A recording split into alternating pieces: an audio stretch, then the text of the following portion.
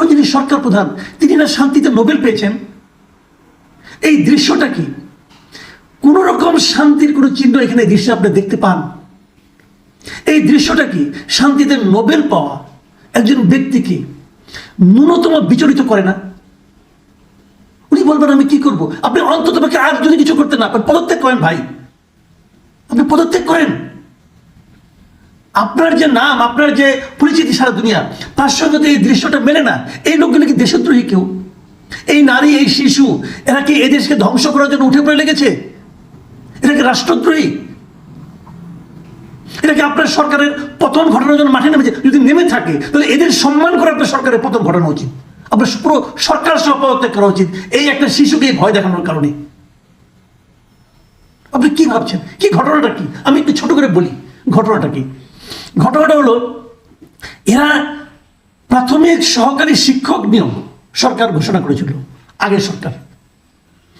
সেখানে 3 ধাপে হয়েছে। প্রথম 2 ধাপ শেষ হয়ে গেছে, এটা 3য় ধাপে নিয়োগ হয়েছে। 3য় ধাপে ছিল ঢাকা এবং চট্টগ্রাম বিভাগের যারা নাকি নিয়োগ দেওয়া হবে, এবং এদের বিজ্ঞপ্তি দেওয়া হয়। 3য় ধাপের বিজ্ঞপ্তি দেওয়া হয় 2023 সালের 14 জুন। লিখিত পরীক্ষা হয় 2024 সালের 29 মার্চ। খেয়াল করেন, 2024-এর 29 মার্চ। লিখিত পরীক্ষার ফলাফল প্রকাশিত হয় ওই বছরই 2024 সালের 21 এপ্রিল। 12 জুন ভাইবা সম্পন্ন হয়। এরপর তো আন্দোলন শুরু হয়ে গেল।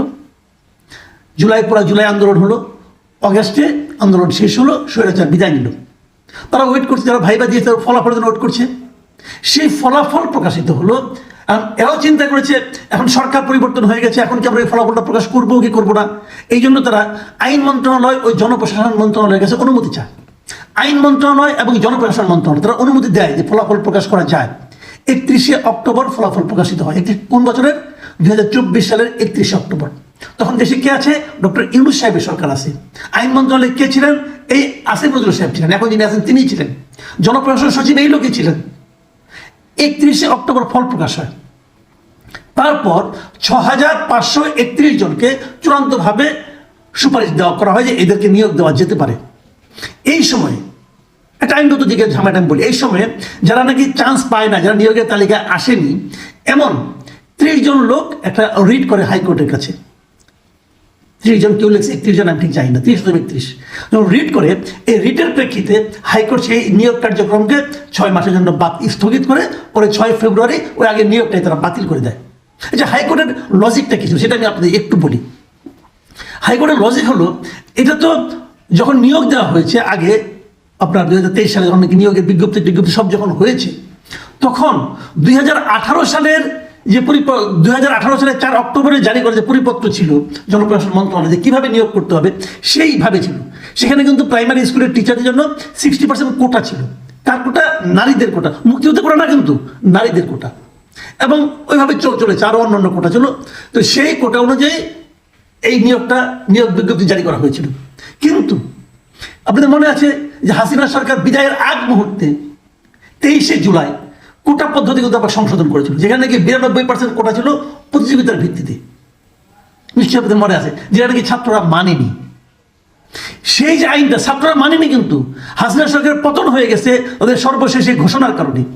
সেই ঘোষণাটা বিচারক তো আইন দেখে, সেই ঘোষণার আলোকে তারা এই নিয়োগটাকে বাতিল করেছে।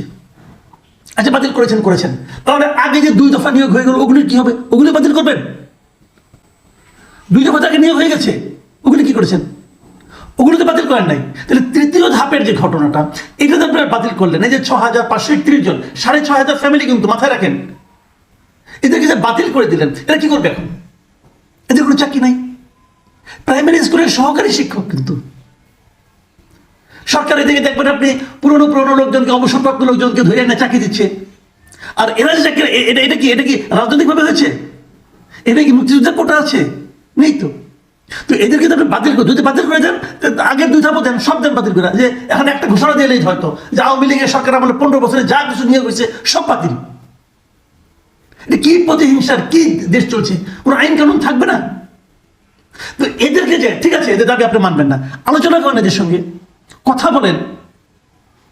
এই যে একটা ঘটনা ঘটেছে, এই ভিডিওটা সোশ্যাল মিডিয়া সবাই দেখেছে, এই স্থিরচিত্রটা সবাই দেখেছে। আমি দেখলাম না পর্যন্ত যে কেউ এই ঘটনা কোনো নিন্দা প্রকাশ করেছে, কাউকে নিয়ে কোনো উদ্বেগ করতে এই দেশটাকে সবাই পাথর হয়ে গেছে। এই দেশের মানুষের কি মানে মানবিকতা বলতে কিছু নাই? সবাই কি পাথর, অথবা সবাই কি ভীত সন্ত্রস্ত? আমি মেলাতে পারি না, আমি কিছুই মেলাতে পারছি না। কদিন আগে, বেশি দিন না, মাত্র 10-12 দিন আগের কথাটা, 10-12 দিন আগের ঘটনা বলি। এই শাহবাগে এরা শাহবাগের মোড়ে, এই শিক্ষকরা এরা শাহবাগের মোড়ে অবস্থান নিয়েছিল। তারপর তাদের জল কামান দিয়ে তাদেরকে সরিয়ে দেওয়া হয়েছিল। এই আমি যে দৃশ্যটা দেখলাম, এটা ওই জল কামানের দৃশ্যটা। জল কামান দিয়ে কি হয় তাদেরকে সরিয়ে দেওয়া হয়েছিল, লাঠিপেটা করা হয়েছিল। তারপরে কিন্তু তারা রাতের বেলা ওখানে অবস্থান করেছেন, রাত 9টা-10টা পর্যন্ত। আজকে শুনলাম আজকেও আছে। আমি আপনাদেরকে 27শে জানুয়ারি একটা ঘটনা বলি। 27শে জানুয়ারি এখানেও আবার চাকরি জাতীয়করণের দাবিতে এই শাহবাগে ইবতেদাইয়া মাদ্রাসার শিক্ষকদের একটা সমাবেশ ছিল। সেটাও কিন্তু পুলিশ এই জোর করে তাদেরকে ওখান থেকে সরিয়ে দেয়। এই যে সরিয়ে দেয় জোর করে, এই ঘটনার প্রেক্ষিতে বর্তমান সময়ের সবচেয়ে আলোচিত সংগঠন জাতীয় নাগরিক কমিটি তারা কিন্তু প্রতিবাদ করে। এবং তারা প্রতিবাদ করে কি বলে, যে এই ইবতেদাইয়া শিক্ষকদের উপর পুলিশি হামলা ও অভ্যুত্থান, এই হামলাটা অভ্যুত্থানের চেতনা পরিপন্থী। তো ইবতেদাইয়া মাদ্রাসার শিক্ষকদের যারা নাকি জাতীয়করণের দাবিতে আন্দোলন করছে, তাদের উপর হামলা যদি অভ্যুত্থানের চেতনার পরিপন্থী হয়, তাহলে নারী শিশুদের উপর যে হামলা হচ্ছে এটা অভ্যুত্থানের পরিপন্থী না ভাই? এখন আপনাদের চেতনা জাগ্রত হচ্ছে না? আমরা এগুলি কি দেখছি? ইবতেদাইয়া হলে পরে অভ্যুত্থানের পরিপন্থী, নারী ও শিশু হলে অভ্যুত্থানের পরিপন্থী না। এটা কোন দেশে আছি আমরা? সারা দুনিয়ার কাছে এই ছবিগুলো যাচ্ছে, সারা দুনিয়া এগুলো দেখে কিভাবে মূল্যায়ন করছে। পরিষ্কার কথা, এই সরকার কিছুই হ্যান্ডেল করতে পারছে না। কিছু বললেই বলে 150 আন্দোলন, 500 আন্দোলন। ভাই, আন্দোলনের সংখ্যা দরকার নেই, আপনি আন্দোলনগুলি হ্যান্ডেল করেন। এদেরকে রাস্তায় নামতে হয় কেন? আমি আগেও বহুবার বলেছি, আপনারা একটা ওয়েবসাইট করেন, আপনারা কতগুলি ইমেল দেন, ইমেল অ্যাড্রেস দেন, বলেন যার যত দাবি দেওয়া আছে সেই ইমেলে তারা পাঠানোর পর আপনারা একটু জাজ করেন, প্রত্যেকটা মন্ত্রণালয়ে জাজ করে তাদেরকে ইনফর্ম করেন। যুক্তি দিয়ে জাজ করেন, রাজনীতি দিয়ে জাজ করেন। আপনারা তো অরাজনৈতিক দল, অরাজনৈতিক সরকার, বলেন তো রাজনীতির মতো কথা। আপনার প্রধান উপদেষ্টা প্রেস সেক্রেটারি বলে যে আমাদের এটা অরাজনৈতিক সরকার, রাজনৈতিক সরকার। আরে ভাই, প্রেস সেক্রেটারি, আপনি কোন রাজনৈতিক দলের সদস্য ছিলেন? আপনি কিসের রাজনৈতিক সরকার? এটা রাজনৈতিক সরকারকে কে নিয়োগ দিয়েছে?